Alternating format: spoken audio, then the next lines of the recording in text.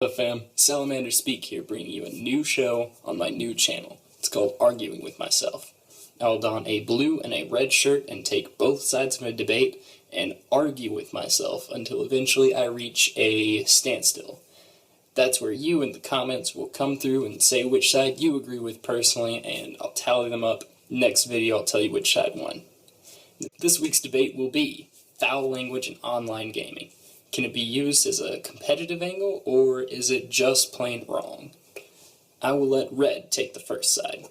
Are we really having this debate, whether or not online gaming is covered under freedom of speech?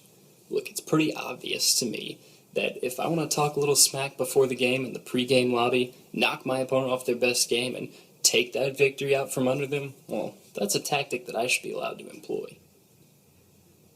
Free speech is all fine and dandy, but it doesn't protect you from using racial slurs and homophobic language. Your tactics that you're employing are hurtful to other members of the community.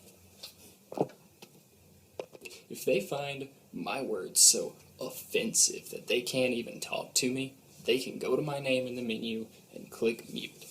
It's that easy. They won't hear me anymore. Problem solved. Be the victim's job to mute the cyberbully. If I had my way, frequent offenders like you would be banned from play altogether. You would ban real gamers, so the little kiddies and scrubs who can't hold their own in a battle of words and wits won't get their feelings hurt when they go online. It's not witty words when you resort to a few go-to words that are slanderous and poisonous to our community at large, and the way other people view our community from the outside. Who cares what non-gamers think about our community anyway? They still view it as some kind of childish entertainment instead of the real art form that it really is. So you know what? If they can't accept our media, if they can't get with the times, I don't care if they think that we're poison to the community. I think it's really funny the way you use adapt to the times when you're still thinking an 18th century mentality yourself. Maybe if you'd invite people in to play games instead of pushing them out as scrubs and kiddies, then they'd start to see the art that is within video games. 18th century mentality, like the guys that sailed the world and discovered new lands and built great empires and conquered the weaker nations. Well, 18th century mentality is a compliment to me. I was referring to kicking natives off their land and enslaving indigenous people, but you know what? You can't see through the eyes of the victims. You can only see through the eyes of the oppressors. Why would I see things through the point of view of those who lost? Be it history, the pre-game lobby, or the online game itself. Why would I attempt to look at things through the eyes of the loser? And if you want to let me win, just because you don't want to use words that might offend someone, well, that just shows how weak you are and how you deserve to lose. You sound like a little whining kid who is caught cheating at a game of tag. Oh, look who's resorting to insulting his opponent. You know, you've just proven my point. You can't beat me in this debate without insulting me, much less an actual competition that involves points and scoring and shooting your opponent in the head. You're the one being offended? Weren't you just calling victims the weak ones? Okay, let's finish this.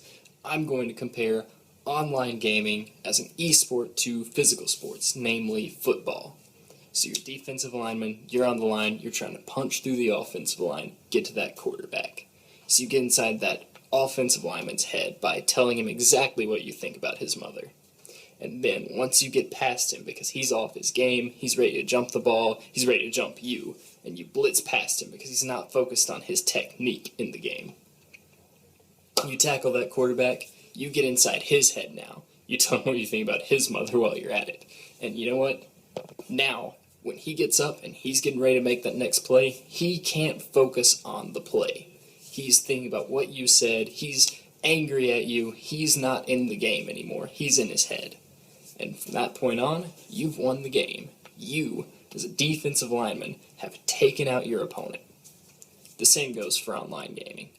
You're in the pre-game lobby and you notice somebody with a stupid name. So you tell them that, you tell them what you think about their mother, you're just all about mothers at this point, and You end up inside his head, you take the next objective, you let him know just how bad he's losing after you've taken the first objective, and then boom, you've taken all the objectives, you have the high score, you've taken down that team, and you've won the game.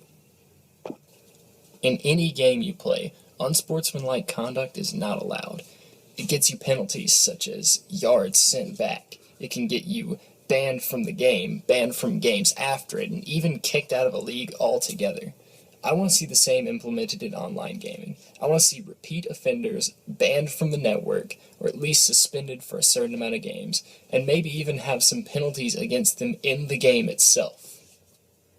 So fam, let me know what you thought about the debate. Is red correct and it's another tactic to sweep victory from your opponent's feet? Or is blue correct and that kind of language has no place online and it's bringing a toxic environment to the community? Let me know and keep that debate rolling in the comments section. And while you're there, you might want to click the like and subscribe button. It'd help me out greatly.